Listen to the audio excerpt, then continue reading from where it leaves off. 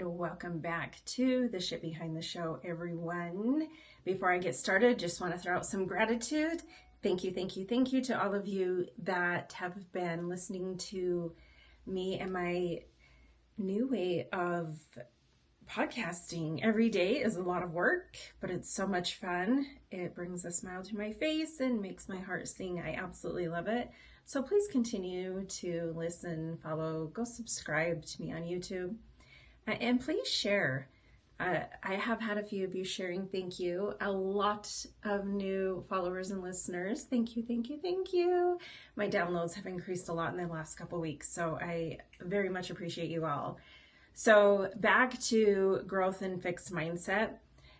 On the last episode, I talked a lot about growth mindset, and I would like to focus more on that aspect of growth and fixed.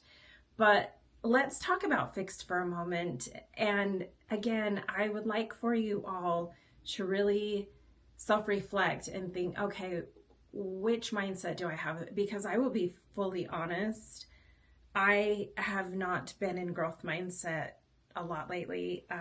This is something that I'm having to remind myself, like, okay, you're letting all of the negative shit in life get to you, and you've got to take a step back and breathe, I guess, and get back to it. Meditating helps me. I got the best deep tissue massage yesterday, guys. Oh, it was so great. I don't know if any of you have ever had a deep tissue massage so good that you just get emotional, because if you're woo-woo like me, I guess people say that about me. You believe that when the body is manipulated in that way, the muscles, the joints, and the fascia, it's called, which is just beneath the skin, you release a lot of trauma from the body. Look it up, Google that. You will go down a rabbit hole that is just simply amazing. Again, it's me. I believe that we're energy, and I believe that we have so much stuff trapped in these little bodies and souls that we can release and feel better. So that helped me. Thought I would sleep wonderful. Did not, but I felt amazing. So anyway, that helps my mood. Doing something that I love and enjoy, pampering myself, I guess. So I guess in a nutshell, to describe fixed mindset, it's stationary thinking. A lot of people call it scarcity mindset. There are limits, ceilings, what's possible, what's impossible, failure. And to these people, it's real and it exists. The what ifs, living in the what ifs all the time. I've discussed that on my show before. Internalize and take everything personal. And with a fixed mindset, I guess one example would be you can't be anyone or anything in life unless you go to years of college. I know a lot of people like that. I am not disagreeing with your way of thinking. I'm probably going to get hate mail. Come at me. No, kidding. But I know a lot of successful people who didn't go to college, who didn't even graduate high school and just have a GED. So I personally have seen a different side of that. So I can't say that I agree that you have to have all of this education in order to be successful. Do you have to have a lot of education in order to be successful in some areas or some careers? Sorry, yeah. Yeah, you can't be a doctor, obviously, if you haven't gone to college. So in order to follow some of your dreams, do you need a lot of college and schooling? Absolutely. But does that mean that if you don't follow this path that some have created for others, that you won't be successful? Absolutely not. And that's just one example. There are so many examples in life. I could go on and on and on with examples, actually. But think about your mindset and some of the times in life that maybe you have had a fixed mindset, or even the areas in life. I have fallen victim to that sometimes, where, you know, being a single mom, and I went to college later in life, and I was more about my children. I kind of was in the mindset for a long time that I would never get to the place that I am today. I have purchased a home on my own. I have an amazing life. And I have created this beautiful life for myself outside of my beliefs when I was in my 20s and 30s. I thought I will never have anything if I'm ever alone or single. I will always have to be married in order to accomplish these goals. Not true. I've proven myself wrong. My 20-year-old self would have been like, you badass, I am going to be single earlier. Maybe. Kidding. I'm grateful for my path. So really think about that. People with a scarcity mindset will stay on their own little path in their own little corner, and they will try to discourage others from veering off that path as well. It makes them feel uncomfortable. It's like watching a train wreck, or they think it's going to be a train wreck. Have you ever had a conversation with someone and shared your ideas and they're like, no, what if it fails? What if you fail? And you're over here like, what if I fly? What if I don't fail? And what if I do fail? I learn from this, right? And I can move on to the next venture. People with a fixed mindset, they will do anything it takes, anything that is necessary just to survive. I know people that don't even want to live. They take that back. They do want to live, but they don't want to, quote unquote, live. They don't want to travel. They don't want to leave their homes sometimes. They feel like if they leave their job and pursue something else, they will fail. And so they stay in the same job and they complain about it all the time. They say, I can't stand this 9 to 5. I hate my job. It makes me miserable. I don't like living in this area. I'm miserable here. I know some that are even single, and deep inside they would love to be with someone, but they're so afraid of getting hurt that they stay alone. And they stay in this life of, maybe they date a lot, maybe they hook up, maybe they don't date at all, but they're so afraid of being hurt that they just stay stagnant and don't follow their dream of having a family or being with someone. And so they will not leave any kind of dent, I guess, in the world. It's just let me just stay right where I'm at and I'm comfortable, which is just fine.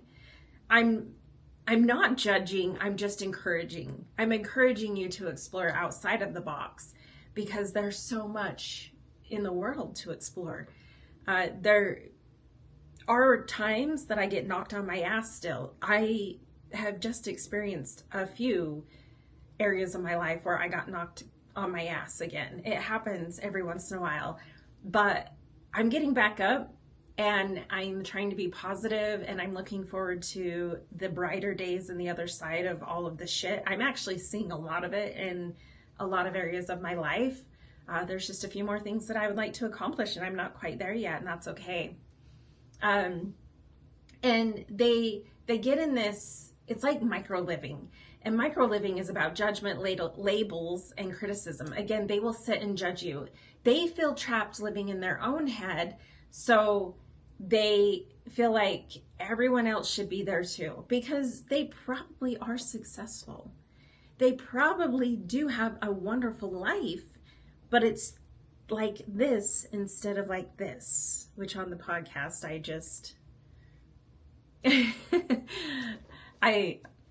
I talk for the video to the video. And so sometimes when I'm looking at myself and I'm recording for the video, I'm not realizing that the people on the podcast can't actually see my hands. So that part will be cut out of the podcast. But they go from this little narrow way of thinking, and they come from a narrow way of thinking and they stay there. Their walls are close. And again, it drives them crazy to watch anyone else veer off that path that they're on. They probably stress out about it, especially if it's their children. They go through emotional turbulence because they only see what's in front of them. They don't see the bigger picture. And if you're spiritual in any sort of way, you believe that there's so much more to the world. My way of thinking is we're all energy. I know in my heart we live on, our spirits live on, our souls live on after this physical life. So my thinking is the world is our canvas. We can paint any picture that we would like for our life. But a fixed mindset, they don't think like that. They think this is the path I've created. This is a path I'm staying on. What's working is working, and I'm just going to stay here. But I think these are the people that as they get older, they look back and they're like, oh shit, I didn't really live. I'm going to bring religion into this real quick. A lot of people here in Utah live under this umbrella with this LDS culture. I'm trying to be really careful how I'm saying this because I don't want to come across as judgmental, but it is our culture here. A lot of people are LDS and they follow this plan and this path of this is how I need to be, this is how I need to live in order to become righteous, I guess, and live on afterlife. I disagree, but I did believe that at one time. So this is where a lot of people in our culture get older and they become depressed because they're looking back thinking, but I lived the way someone else told me to live. I didn't live necessarily the way I wanted to or would have wanted to do. There are dreams in my head that I didn't put on paper because I felt like I couldn't. There are things I didn't explore in life because I felt like it was frowned upon and it wasn't okay.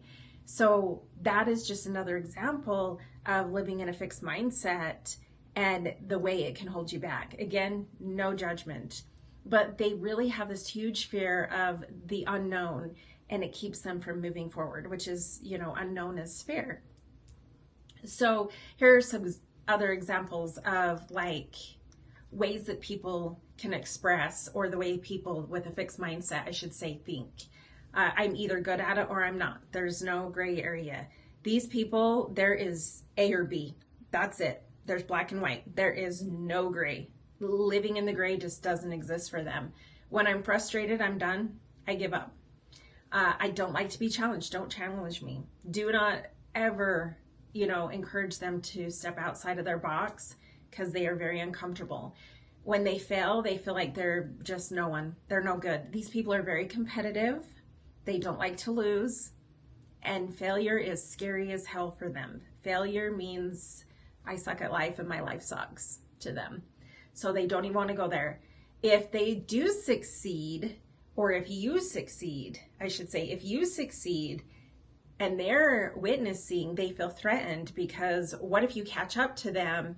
You're going to be at their level and then you may surpass their level instead of stay with them. So they feel threatened and they don't like that.